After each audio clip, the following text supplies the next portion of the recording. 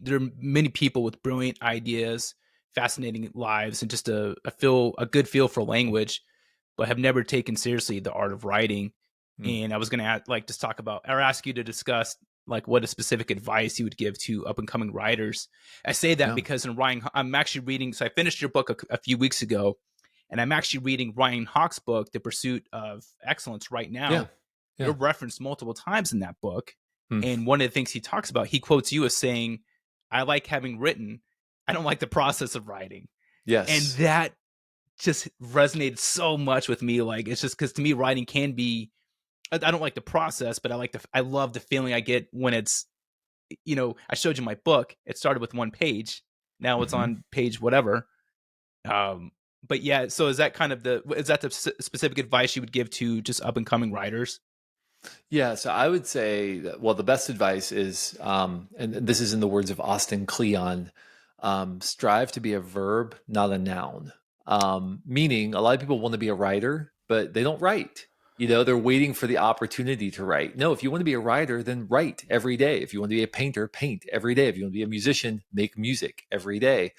If you want to be a leader, then start leading wherever you are. Don't wait for somebody to come and anoint you as a leader. Just lead wherever you are, whatever that looks like in whatever capacity.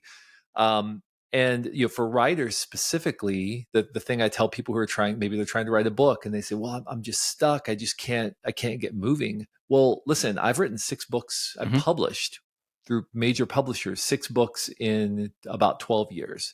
That's been my pace. So about a book every 2 years, which represents, I don't know, maybe a couple or 3 million words that I've had to write to get to those finished drafts.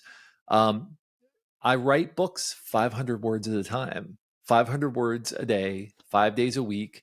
If you do that, that's 2,500 words a week. If you do that, that's like a chapter every 2 weeks. That's a couple chapters a month. And then that's a book every 6 months that you can write. If you're diligent, you're disciplined about writing every single day, it's just going to happen eventually. Now, it's not quite that easy because books don't come out in full form. They don't come out as perfectly edited, manuscripts. So Yeah. often I'll have to write maybe 100,000 words to get to that 70,000 word manuscript because a lot of words get edited or whatever, or ideas are redundant or, things just don't work.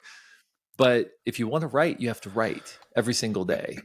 That's my primary advice to writers. And so set a word count for yourself and hit it every single day. And the other advice I would give, and it's funny, I gave this advice to Ryan too, I think, is, I have a word count that I hit every day. And when I say I have a word count that I hit, I don't mean a minimum word count. I mean a maximum word count. So I write 500 words a day. When I get to 500 words, if I'm right in the middle of a sentence, I stop.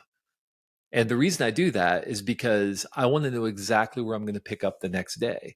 It's the hardest part for any writer often is when they sit down. Okay, what am I going to say? What am I going to write? What is the subject of today's work? Well, if you already know that because you're right in the middle of an idea, it's super easy then to just, continue where you left off. And once you're moving, it's easier to keep going.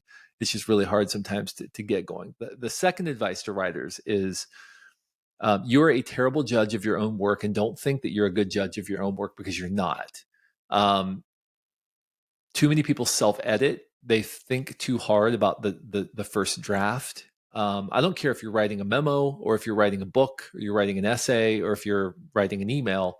Um, your job is to get to the, and I will not say the swear word, but to get to the crappy first draft. There's actually another word that I won't say because I don't know if this is marked explicit on Apple Podcasts.